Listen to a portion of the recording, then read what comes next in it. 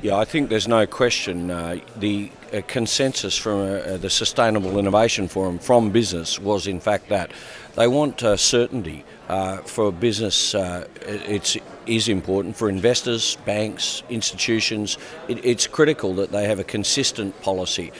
The price will vary from country to country, but everyone's saying the same thing. And a lot more, we're hearing that they want business to engage. Because, of course, what's happened is leaving it just to government hasn't exactly produced a result to date, as we know. Carbon price isn't getting much of a mention in the current negotiations for various reasons. So is there much point in being here for you? Well, there's a lot because, first of all, the business community has been coming and going through these business hubs like this one continuously, and each of them are looking then, if the government's not going to set a target, then they'll do it themselves. And the reality is we help businesses do exactly that. We help them price carbon within their business and then take action on that by offsetting their emissions voluntarily, even if they're not obligated to do it by regulation. And that has been a consistent theme that's happening throughout the business community. They've just said, you know what, we're not going to wait for government anymore, we're just going to act ourselves. More and more we're seeing companies do shadow carbon pricing. I think several will set a certain price on that. It's inevitable then that for large firms, they need to be taking this into account to be credible.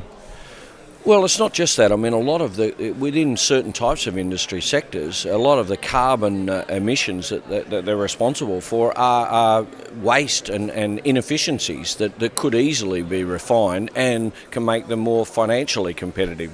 So, and also you're seeing a big groundswell from the community and from the population at large saying, well, we want someone to act on the issues of climate change. So the main lever, of course, is carbon pricing, but the carbon price that we're talking about, the government setting, is only really impacting the large emitters.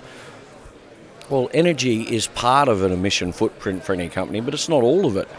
Transport, travel, all these other things come into it, and every company can, in fact, offset their own. So, whilst there's drivers and levers that need to be pulled by government to make the big emitters act, on a stick and a carrot basis, right? So the stick is, if you don't do it, you're going to pay, and if you do it, you'll get a financial benefit. But some companies are saying, well, we're going to do it because it's the right socially responsible thing to do, and it's actually good for the bottom line. We've seen South Korea recently set up a carbon market. China, I think, is on course to do one by 2017. Over about 40 countries or so now. But one issue is linkages, and how do we connect all these bitty carbon markets and various mechanisms around the world to truly start pricing pollution? Yeah. Well, look, the linkage question is probably one of the biggest questions that gets asked all the time. If we did this part, now what's next? The first thing is there's two parts to linkage. One is the ability to take credits from one market to another, which is a slightly different question from being able to trade in all of those markets. So we can provide actually already that trading technology for people to be able to trade all markets anywhere in the world electronically off one set of screens. The linkage is the decisions that the politicians would make as to what credits they would or wouldn't allow into those markets.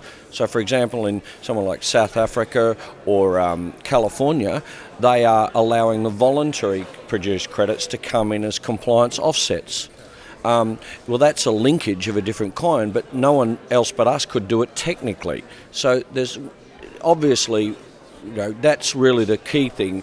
What are the rules that they would make that allow credits to transpose? So you could take UN credits, for example, into the Australian market under the original plan, or into New Zealand. Well, now those are a linkage of a kind, right, with the policy. The actual technical linkage can already be done. In reality, if you're trading carbon internationally, or you're a compliant entity that has operations in multiple jurisdictions, you're going to need to be able to trade in all those markets, and the price might be different. Well, that creates an opportunity for traders. Well, just a final question, if I may, and speaking a bit more generally, but do you think carbon pricing has an image problem? There's still certainly a bit of a taint, particularly in South American countries. There are some that disagree on, as a matter of ideology or what have you. But how can it clean up that kind of caricature of carbon cowboys and the like?